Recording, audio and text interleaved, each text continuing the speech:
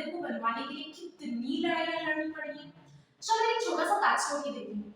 1528 में एक मस्जिद बनाई गई थी, बाबरी मस्जिद, जिसको कहा जाता है कि मंदिर को तोड़ के बनाया गया था।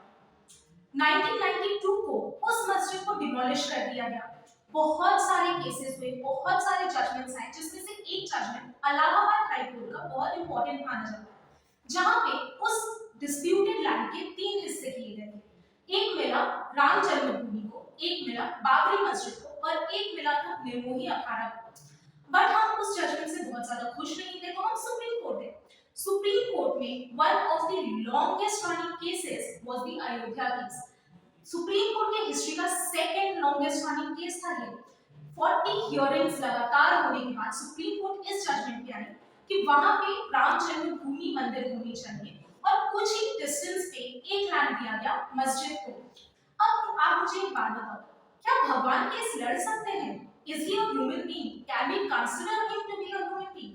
तो यहाँ हमको कुछ लीगल टर्म्स जानने की जरूरत है। एक होता है जहाँ एक ह्यूमन दूसरे ह्यूमन के अगेंस्ट कोई केस लड़ता है, वो ह्यूमन बीइंग को लीगल टर्म्स में कहा जाता है नेचुरल पर्सन।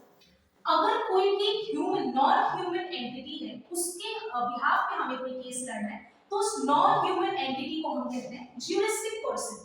तो क्या भगवान ज्यूरिस्टिक पर्सन में आएंगे? तो सुप्रीम कोर्ट ने इस पे कहा था कि गॉड को हम कभी भी ज्यूरिस्टिक पर्सन की कैटेगरी में नहीं कंसीडर करते, क्योंकि ज्यूरिस्टिक पर्सन होने के लिए there should be an identity of that particular subject, और गॉड की आइडेंटिटी के बारे में हमको कुछ भी नहीं पता। लेकिन हाँ, अगर भगवान का कोई आइडल है, उनकी मूर्ति है, उसको हम ज्यूरिस्टिक पर्सन कंसीडर कर सकते हैं। अब हम आते हैं, अगर कोई इंसान भगवान को रिप्रेजेंट कर रहा है, भगवान की आइडल को रिप्रेजेंट कर रहा है, उसको क्या कहते हैं? तो लीगल टर्म्स में उसको कहा जाता है फ्रेंड ऑफ गॉड, जो गॉड को रिप्रेजेंट करता है। आई होप ये वीडियो आपके लिए थोड़ी बहुत तो हेल्पफुल रही हो।